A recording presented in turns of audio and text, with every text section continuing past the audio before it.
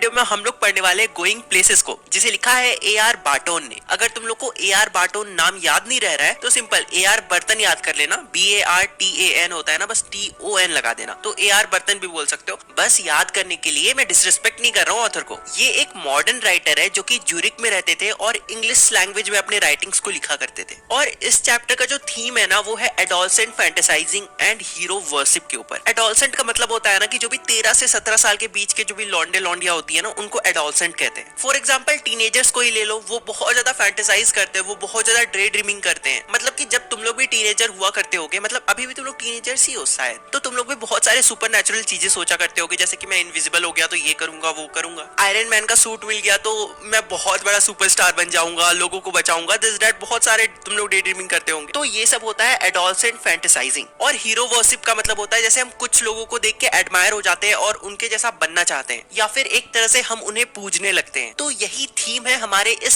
Chapter का, going places का। तो चलो चैप्टर को डिटेल में पढ़ते हैं, तब अच्छे से समझ में आएगा कि ये चैप्टर हमें क्या बोलना चाहता है, क्या बताना चाहता है। और देखो, अगर तुम लोग नए हो तो चैनल को सब्सक्राइब करना मत भूलना और वीडियो को लाइक कर देना अगर एक्सप्लेनेशन पसंद आता है तो। चलो कैरेक्टर्स के बारे में जान लेते हैं। सोफी जो कि एक लड़की है, जैंसी जो कि सोफी की दोस्त है, जियोफ जो उसका एल्डर ब्रदर है, एल्डर मतलब बड़ा वाला ब्रदर, डेरिक जो उसका छोटा ब्रदर है, और डैनी केसी जो कि एक आयरिश फुटबॉलर है। So let's begin the chapter. Chapter का स्टार्टिंग में सोफी और जैंसी दोनों स्कूल से घर जा रहे होते हैं। तभी अचानक से सोफी कहती है कि वो आगे चलकर एक बुटीक खोलेगी। वैसे जिन लोग को नहीं पता, बुटीक का मतलब होता है कि ऐसा जगह जहाँ पे बहुत सारे फैशनेबल क्लोथ्स, शूज, ज्वेलरीज वगैरह मिलते हैं लड़कियों के। तभी जैंसी आर्म्स को मिलाते हुए कहती है, बहुत ज्यादा डाउटफुल होके कहती है कि बट उसके लिए तो बहुत सारा पैसा चाहिए। जिसपे सोफी कहती है, हाँ तो मैं ढूंढ लूंगी पैसा को। और उसके बाद वो सड़क पर बहुत दूर दूर तक देखने लगती है। जिसपे जैंसी कहती है कि तुम्हें इतने सारे पैसे जमा करने के लिए बहुत ज्यादा टाइम लगेगा। जिसपे सोफी कहती है कि ठीक है, मैं मैनेजर बन जाऊंगी जब तक मेरे पास इतने सारे पैसे कलेक्ट नहीं होते। और सोफी ये भी कहती है कि मैंने सब कुछ प्लान कर लिया है कि आखिर मेरा फ्यूचर, मतलब ये सारा प्लान कैसा इम्प्लीमेंट होने वाला है, कैसा दिखने वाला है। जिसपे जैंसी कहती है, अच्छा तुम्हें लगता है कि कोई भी तुम्हें ऐसे ही डायरेक्टली मैनेजर बना देगा।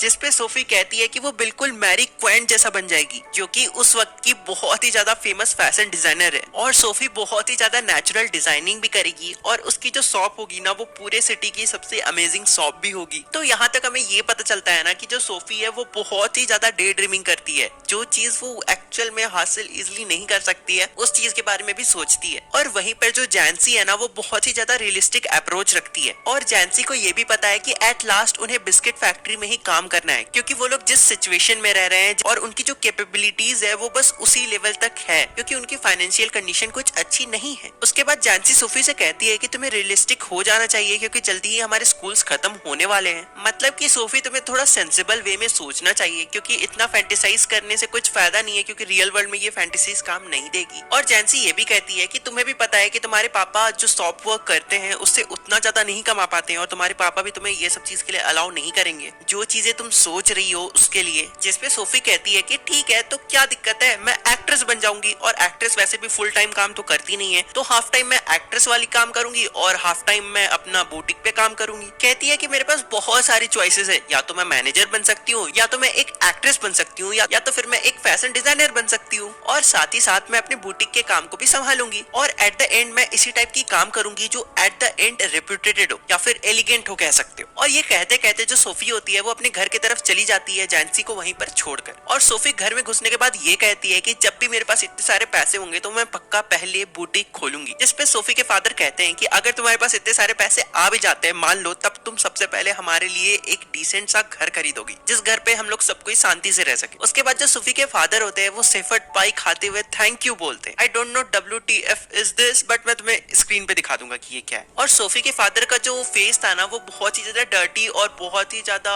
पसीना वाला, समझ सकते हो ना, वैसा स्वेटी दिख रहा था, क्योंकि ऑब्वियसली वो बहुत ज्यादा काम करके घर आए थे। जिसपे सोफी के जो छोटे भाई होते हैं, जिनका नाम डेरिक है, वो कहते हैं, मतलब वो कहता है कि इसे लगता है कि पैसा पेड़ पे उगते हैं। उसके बाद सोफी अपनी मदर की तरफ देखती है, जो कि झुककर सिंक में काम कर रही होती है, मतलब बेसिकली बर्तन धो रही होती है। तभी सोफी देखती है कि उनकी मदर ने जो एप्रन पहन रखा है ना, उसका जो नॉट है वो कितना अनटाइडी है, मतलब काफी अजीब तरह से बंधा हुआ है, बहुत डेलिकेट है। फिर सोफी ये भी कहती है विंडो की तरफ देखकर कि शाम हो चुका है और उनके घर में जो खाना खाना बन रहा है ना उससे बहुत ज्यादा धुआं निकल रहा है, जिसकी वजह से जो सोफी के फादर है ना वो काफी हेविली ब्रीथ कर रहे थे, खांस रहे थे भी बोल सकते हो मे बी, क्योंकि उनके घर में जो वो छोटा सा रूम था ना वो पूरे स्टोव के स्टीम से भर गया था। इससे हमें ये पता चलता है ना कि सोफी का कोई प्रॉपर घर नहीं है, क्योंकि उनके एक ही रूम में किचन भी है और उनका बेडरूम भी वहीं पे और शायद हॉल भी वहीं पे होगा। सोफी के जो फादर है वो लिफ्ट में बैठे हुए हैं और उसी के पास बहुत सारे प्लेट्स है जो कि बहुत ज्यादा गंदा है, यूटेंसिल्स है। ये सब चीजों के कारण जो सोफी होती है ना उसे उस रूम में बहुत ज्यादा सफोकेशन होने लगता है और इसलिए जो सोफी होती है ना वो अपने बड़े भाई जियोफ को ढूंढने के लिए दूसरे रूम में चली जाती है। इससे हमें ये पता चलता है कि उस घर में एक और रूम भी है। सोफी के जो बड़े भाई थे ना वो दूसरे रूम में बैठकर अपने मोटरसाइकिल को बैठकर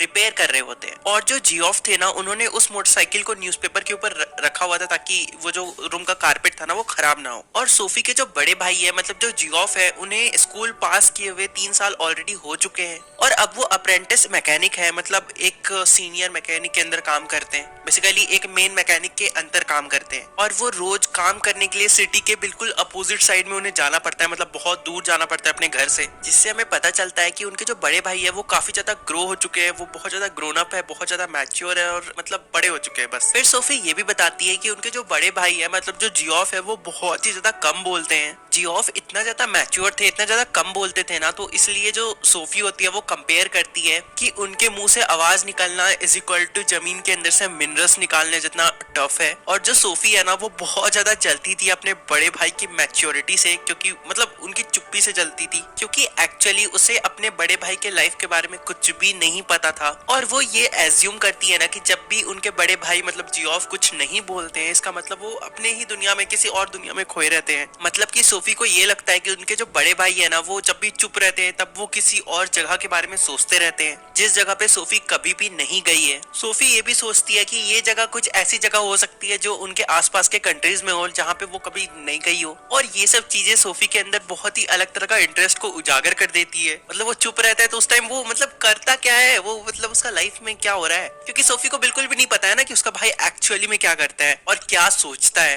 पर सोफी चाह कर भी इस चीज का पता नहीं लगा सकती थी। सोफी ये भी सोचती है कि हो सकता है ये जो मेरा बड़ा भाई है ना ये कुछ ऐसे लोगों के बारे में जानता है, कुछ ऐसे इंटरेस्टिंग लोगों के बारे में जानता है जिसके बारे में ये हम लोग से शेयर नहीं करना चाहता है। फॉर एग्जाम्पल एक एग्जाम्पल लेते हैं, जैसे कि तुम ही हो, तुम अपने पेरेंट्स से रेगुलर बात करते हो और अचानक से कुछ दिन तुम ऐसा रिएक्ट करने लगते हो कि तुम अपने पेरेंट्स से बिल्कुल भी बात नहीं कर रहे हो और फोन में देखकर हंसे जा रहे हो, तो पेरेंट्स को क्या लगेगा? अगर तुम लड़की हो तो लगेगा पक्का इसका कोई लड़का यू नो, और अगर तुम लड़का हो तो लगेगा कि कोई लड़की यू नो। मतलब समझ रहे हो ना कि मैं क्या बोलना चाहता हूँ। तो सोफी को भी एग्जैक्टली ऐसा ही लगता है कि ये इंसान चुप होकर दिन भर, जब ये इंसान कुछ बोलता नहीं है तो ये इंसान किस चीज के बारे में सोचता है, क्या ये किसी जगह के बारे में सोच रहा है या ये इसके लाइफ में कोई ऐसा इंसान भी है जिसके बारे में ये हम लोगों से शेयर नहीं करना चाहता है। फिर सोफी कहती है कि दो ये बहुत ही शांत किस्म का इंसान है और ये ज्यादा दोस्त नहीं बनाता है, मतलब कि ऑब्वियसली उसका बड़ा भाई जियोफ, और इसलिए सोफी इन सब चीजों का आंसर ढूंढना चाहती थी और वो सोचती थी कि काश कभी मेरा जो बड़ा भाई है जियोफ ये मुझे ले जाए जहाँ पर ये जाता है और अपने दोस्तों से या फिर उन सब लोगों से मिलाए जिनके बारे में ये सोचते रहता है। पर सोफी के जो फादर है ना उन्होंने स्ट्रिक्टली मना कर रखा था कि सोफी को कि वो अपने बड़े भाई जियोफ के साथ कहीं भी नहीं जाएगी। हालांकि जियोफ ने इसके ऊपर अपना ओपिनियन कभी भी नहीं दिया था कि वो सोफी को ले जाएंगे या फिर नहीं ले जाएंगे। सोफी को लगता था कि उनके जो बड़े भाई है वो उसे बहुत बच्ची समझते हैं, छोटी बच्ची समझते हैं, पर सोफी बहुत ही ज्यादा इम्पेशंस थी और वो चाहती थी कि वो अपने बड़े भाई के साथ जाए, मतलब कि बाहर जाए और बाहर की दुनिया देखे। और वो